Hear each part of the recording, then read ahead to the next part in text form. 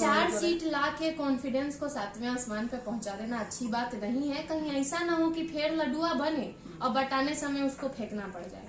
ठीक है, तो लालू जी ने उस दिन इस्तीफा क्यों नहीं दिया जब 2014 में यूपीए 2 की सरकार में जब ये कंधे से कंधा मिलाकर समर्थन में खड़े थे और एनडीसी ने बिहार को ये घोषित कर दिया था कि विशेष राज्य के दर्जे के लिए ये एलिजिबल ही नहीं है ये राज्य। उस दिन क्यों लालू जी ने इस्तीफा नहीं दिया, क्यों राजनीति से संन्यास नहीं ले लिया?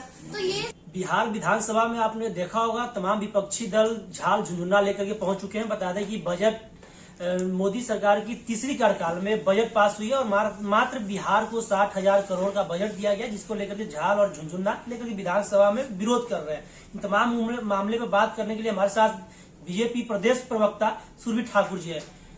बीजेपी बिहार को झुंझुना दे दी है, ऐसा तमाम विपक्षी पार्टी आरोप लगा रही है। देखिए, सबसे पहले तो कि ये आरोप निराधार है और दूसरी बड़ी बात यह है कि इनकी मानसिकता ही झाल झुंझुना वाली है। ये दूसरे को क्या समझेंगे, ये बजट को क्या समझेंगे, उसकी गंभीरता को क्या समझेंगे। और तीसरी बात ये कि ये 60,000 करोड़ रुपए का पैकेज नहीं है, ये उससे कहीं ज्यादा का पैकेज है। 58,900 जो कि 60,000 करोड़ अकेले हो जाते हैं वो सिर्फ 3 प्रोजेक्ट के लिए दिए गए हैं। उसके अलावा 21,400 करोड़ के पावर प्लांट के लिए आवंटित किए गए हैं। उसके अलावा 11,500 करोड़ बाढ़ आपदा प्रबंधन के लिए दिए गए हैं। इसके अलावा 26,000 करोड़ सड़कों के जाल पर और बेहतरीन से काम करने के लिए कि सड़कों की जाल इस तरीके से बिछे कि लोगों को आवाजाही में कहीं कोई दिक्कत ना हो, उसके लिए दिए गए हैं। तो ये 60,000 करोड़ से हमको तो लगता है कहीं ज्यादा आगे बढ़ गया अगर आप टोटल कैलकुलेट करेंगे। जहां तक रही झाल झुंझुने की, तो ये बददिमाग वाली राजनीति है, ये बालक बुद्धि के इन्फ्लुएंस वाली राजनीति है। क्योंकि आप किस हैसियत से झाल झुंझुना लेके घूम रहे हैं? अगर कोई नया इंसान आए या कोई युवा ये मांग करे तो हमको समझ में आता है कि हाँ भैया हमको कुछ नहीं मिला।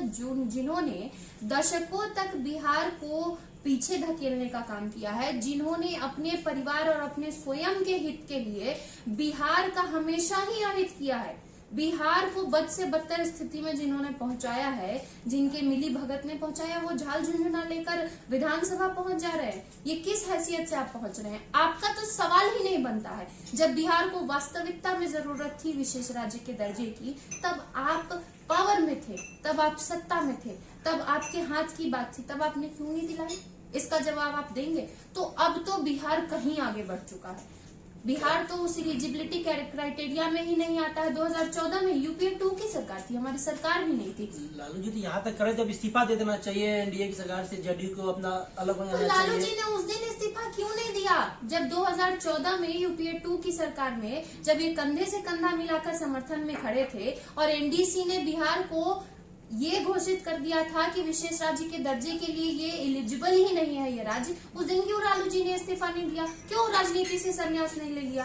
तो ये सब कोई बात थोड़ी होती है। आज जब उससे कहीं बढ़कर काम हो रहा है, जो काम आप कभी नहीं करवा पाए, बाढ़ पर कभी किसी ने बढ़ चढ़ के काम नहीं किया, वो काम हो रहा है। अगर इस बजट के माध्यम से हो जाएगा तो आपको तकलीफ क्या है? आप पहले तो ये बताइए कि आपको बिहार के विकास से तकलीफ है क्या?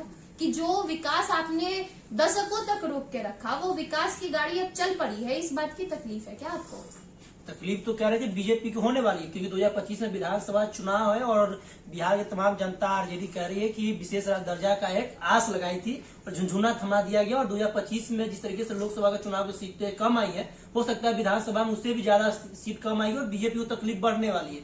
ऐसा तो देखिए, 4 सीट ला के कॉन्फिडेंस को 7वें आसमान पे पहुंचा देना अच्छी बात नहीं है। कहीं ऐसा ना हो कि फिर लडुआ बने और बटाने समय उसको फेंकना पड़ जाए। ठीक है, तो थोड़ा सा इंसान को अपने गिरेबान में झांक के बात करना चाहिए। दूसरे को कुरेदना बहुत आसान होता है, दूसरे के कपड़े फाड़ने बहुत आसान होते हैं, लेकिन ये वो लोग हैं जिनको अधिकार ही नहीं है बिहार के बारे में बात करने का। आज का नौजवान इनको अधिकार नहीं देता है, हमारे जैसे लोग इनको नहीं मानते हैं। सिर्फ और सिर्फ इन्होंने बिहार की ये हालत की है, इनके अलावा कोई और जिम्मेदार नहीं है। चलिए, हमारे साथ सुरभि ठाकुर जी थे, प्रदेश प्रवक्ता। बता दें कि बजट को लेकर के इनका प्रतिक्रिया था। बाकी आपका क्या कुछ रहा है इस तमाम बजट को लेकर जो कमेंट बॉक्स के माध्यम से बताइएगा। धन्यवाद।